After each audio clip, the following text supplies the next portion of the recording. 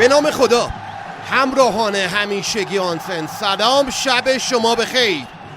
از این لحظه میریم به شهر جده کشور عربستان تا شاهد ال کلاسیکو فوتبال عربستان، مصاف هموار حساس و مهمه.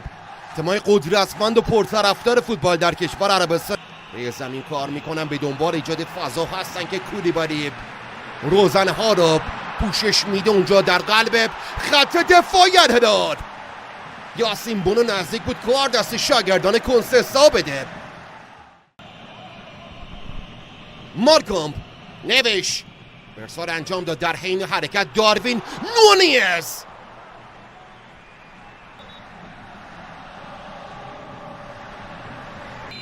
چهار 5 نفر در مقابل این ضربه قرار دارند. ضربه دیابی زده شد،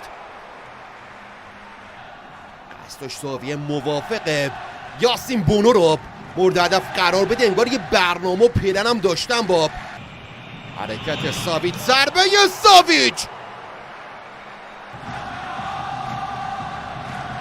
خیلی کرو داد به ضربه پای راست سرگئی میلینکوویچ ساویچ. نیمی اول یا سانتر مواج، ضربه سر فابینیو تو بلاک شد. جبهه بعدی حمله دومبیا پرواز میکنه، فرصت برای بنزما، ضربه بنزما. انتظار این ضربه رو میکشید. بارم کولیبالی توی محاسباتش دوچار ضعف و اشتباه شد. مغز متفکر و توپ پخش کن اصلی اتحاد در میانه میدان محسوب میشه. فکر سابقه لیورپول را میندازن در سندرس بازیکن هم دسته رو. توپ لو رفت، باز هم مالکوم شوت ناگهانی پای چپ مالکوم بعد از برخورد به سر دنیل پرتغالی از زمین خارج شد. تو باز هم جایگیریاش محشره. یا سانتر مواج، فرصت برای الهلال. کاملا همدیگر رو نگه داشتن با دست بازیکن. ارسالی که انجام شد، فرصت برای الهلال. بر روی همون حربه موفق شدن توسط داروین نونیز گل اول بازی رو به ثمر برسونن تا نشون بدن روی ارسال کورنر کاملا با برنامه و از پیش تعیین شده عمل میکنند. چسبون به کنج دروازه میزبان تا ورزشکار فعلا غرق در بهت و سکوت و حیرت کنند. هرچند تو بعد از برخورد به مدافع الاتحاد کاملا تغییر زاویه و مسیر داد و شاید گل به خودی به نام دومبیا به ثبت برسه. توپ یه سایش خیلی ریز و ظریف داشت با سانتر نوش، خیلی این بار بلنده مستقیم زد.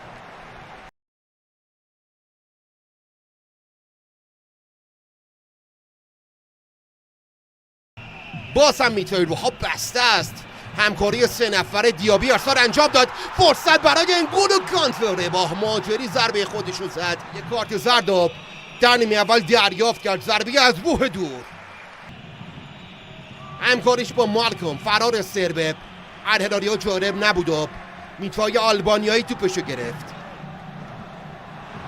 باز با ضربه سر فرصت گل دوم داخل محوطه جریمه.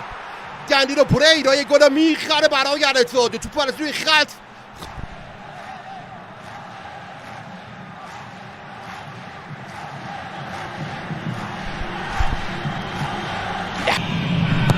سانتر نوش قبل از سری اول باز هم تمرین شده. قهرمانی فصل دیگر عربستان رو کسب خواهد کرد. فرصت دارن داروین نونیز، پاس تو در فرصت گل دوم. نوش شوت از راه دور.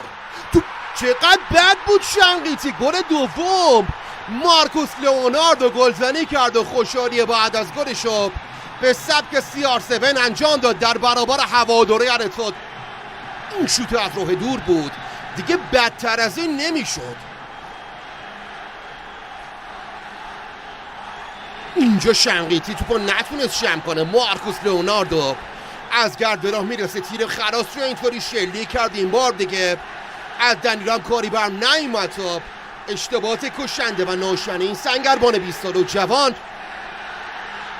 به پاشناشی در این بازی تبدیل بشه. خیلی هم بریز به پاش نکردن در این فصل. بازیکن سرشناسی رو به اسکوادشون اضافه نکردند. به یاد ایام جوانی حضور درخشان در خط حمله رئال مادرید. یکی از دوستانم گفته دخالت‌های بنزما باعث افت در اتفاق شده. داروین نونیز اینم گل سوم ولی آفساید تکمیل کرد در این بازی. هرچند آفسایدی داروین فعلا که درستم بود اعلام شد. یه فرصت، یه ضربه ناگهانی.